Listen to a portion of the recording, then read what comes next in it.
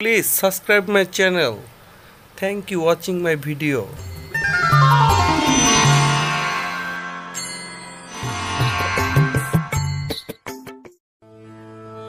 नमो शिवाय शान्ताय करुणत्रय हेतवे निवेदयामि चत्तानं तं गतिपरमेश्वर नमस्तभ्यं विरूपाक्षं नमो पिनाकहस्ताय नमो दण्डपाशंसिपानाय नमो त्रैलोक्यनाथाय भूतानां पते नमो महेश्वराय भवकार्णवतारणाय दरिद्रदुःखदहनाय नमो शिवाय नमो शिवाय नमो शिवाय नमो।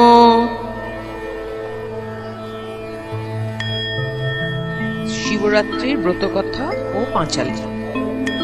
ত্রিজগতে এই ব্রত করে যে জন দেহ অন্তে শিবালোকে করে আগমন। পার্বতী জিজ্ঞাসা করে দেব মহেশ্বরে ব্রতের বিধান প্রভু বলুন আমারে।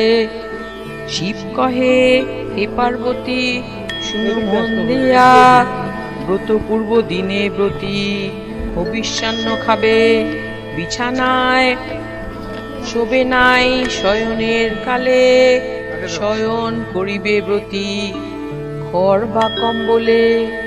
শিবরাত্রি দিনে ব্রতী রবে উপবাসী সন্ধ্যাকালে বসিবে পূজা স্থানে আসি। গঙ্গা মাটি বিল্লপত্র ফুল গঙ্গা জল দধি দুগ্ধ ঘৃত মধু রাখিবে সকল। সুপক্ক কদলী ফল সঙ্গেতে রাখিবে সাধ্যমতো নৈবেদ্যাদি সঙ্গেতে আনিবে। ধূপ প্রদীপ জ্বালি রাখিবে তথায় তারপর মন্দিরের পাশে রয়েছে আরো কতগুলি ছোট মন্দির। নিচের দিকে মন্দিরটাতে গেলাম, মন্দিরে দেখলাম করিবে তাহা দিয়া এক এক শিবলয়ে এক এক প্রহরে অর্চনা করিবে ব্রতী। নিচের দিকে গেলাম, একটু পরে নিচের দিকে গিয়ে তারপরে আবার নিলয় দাদার পাহাড়ে ওঠার খুব ইচ্ছে ছিল, তাকে নিয়ে পাহাড়ে উঠলাম।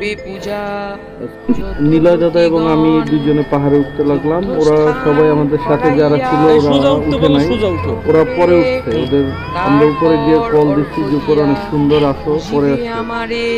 এটার উপরে না উঠলে আসলে সৌন্দর্যটা বোঝা যায় না। আদিনাথ মন্দিরে গেলে এই পাহাড়ের উপরে অবশ্যই ওঠার চেষ্টা করবেন। এই পাহাড়ের উপর থেকে পুরো মহেশখালী দ্বীপ অনেক সুন্দরভাবে দেখা যায়, চারিদিকে অনেক সুন্দর প্রাকৃতিক দৃশ্য। পাহাড়ে ওঠার জন্য মন্দিরের গেট থেকেও একটা সিঁড়ি আছে, তো আমরা চাচ্ছিলাম যে একটু কষ্ট করে উঠতে, তাই আমরা এই রাস্তাটা নিয়েছি। কিন্তু যারা এটা না চান তারা মন্দিরের ওই দিক থেকে সুন্দর সিমেন্টের রাস্তা করা আছে, ওই সিঁড়ি দিয়ে উঠবেন। এটা দিয়ে আসলে ওঠা ঠিক না। আমরা তো একটু ইয়াং ছেলে, তাই হয়তোবা এক্সাইটেড হয়ে উঠছি, তাই হয়তোবা উঠছি, বাট এদিক দিয়ে ওঠা ঠিক না। এরপরে যে আরেকটু সামনে গেলে দেখবেন সব মানুষ উঠতেছে সিঁড়ি দিয়ে, এটা হচ্ছে মূল সিঁড়ি। এটা দিয়ে উঠে তারপরে দেখবেন উপরের পরিবেশ খুবই সুন্দর, খুবই সুন্দর।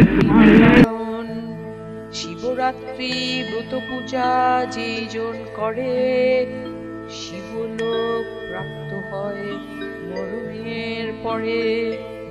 পুনর্বার জন্ম তার হয় না ধরায় এই ব্রত ফলে সর্ব পাপ ক্ষয় হয়।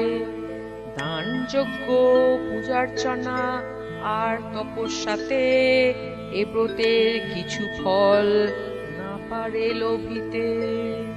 শিবরাত্রি ব্রত ফলে দেব গজানন সপ্তদ্বীপা পৃথিবীর হয়েছে রাজন।